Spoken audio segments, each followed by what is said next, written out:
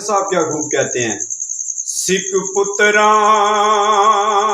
दी daddy होंदी आखण लोग सियाणे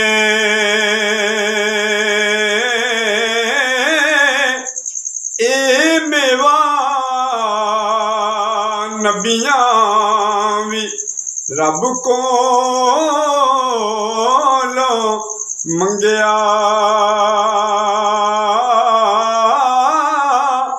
ते कर कर ज़ैर बहाने पुत्र हुंदे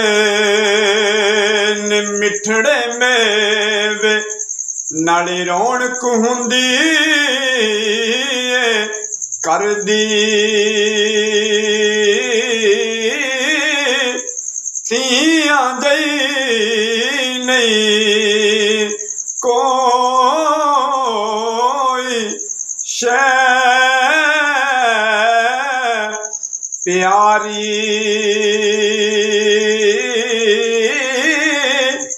पर यशनाई बगाने कर दी।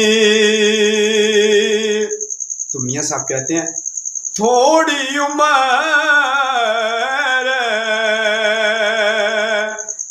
तू पेके गुजारी आखिर सोरे जाना